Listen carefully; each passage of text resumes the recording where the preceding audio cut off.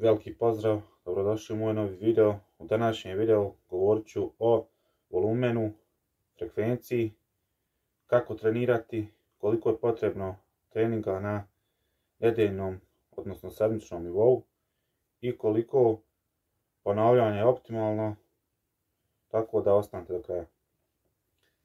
Prva stvar koju moram reći, kad sam bio početnik u treningu, nisam znao ni šta je to frekvencija, ni šta je to volumen i kako treba trenirati. Jednostavno samo sam trenirao kad sam imao vremena i što sam to volio. Jednostavno radio sam sklekove svaki dan, nekad bi svaki drugi, nekad svaki treći, ali nisam imao neki raspored dok bar godina dana nije prošla i dok nisam se informisao i počeo da istražujem i sam učim. U tom periodu napravi se velike greške i one su ključne u tom stagniranju, odnosno kad najviše trebate napredovati kao početnici koji su na steroidima, bukvalno njihovo tijelo je kao na steroidima. U početku najviše napredujete i činjenica je da ćete dobiti najviše mišićne mase u toj prvoj godini treninga. To bilo ko ne mora imati 15 godina, neki ima 26 ili 28, onako počne da trenira tad, on će tad najviše da napreduje u tim godinama, recimo do 30. godine brže. Moram istaći vezano za trening, ako ne stignete da uradite 3 treninga bar sedmično, onda nećete imati neki veliki napredak, vrlo mali napredak, ali bolje je i 2 treninga, čak 1 trening od nikako. Tako da, barem 3 treninga sedmično, oni koji rade na masi neće se puno trošiti, znači 3 do 4 treninga, oni na definiciji, već sam ranije govorio u nekim videima, da idu 5 do 6 treninga sedmično uz redovne kardio treninge. Tako da, ako striktno gađate hipertrofiju, onda mora volumen da bude na tom većem nivou uz frekvencije bar 2 puta sedmično, ili ako već radite jedan trening za tu mišićnu grupu, recimo radite jednom ruke, onda morate ruke ili posebno da radite biceps u jednom treningu i podlakticu, a u drugom treningu, na primjer, sam triceps. Znači baš da, što bi se reklo, dokrećite ruke u tom treningu da bi on mogao rasti, taj mišić. Ali bolje je da radite po 10 serija, na primjer 2 puta sedmično, to je 20 serija, ili po 5 serija, nego da u jednom treningu odradite svih 20 ili 10 serija do bukvalno 2-3 ponavljanja do otkaza. Kada govorimo o volumenu treninga, to znači da on mora zadovoljiti potrebe za rastom mišića. Nije dovoljno da odradimo 2-3 serije za grudi, a da izostavimo neku izolacijsku vježbu koja će upotpuniti taj rast i napredak.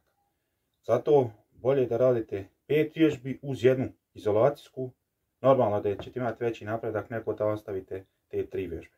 Ali ako radite 3 vježbe ponedjeljak prsa ili bilo koju drugu mišićnu grupu i 3 vježbe četvrtak, na primjer, onda vjerovatno ćete imati bolji efekat nego od tog jednog treninga.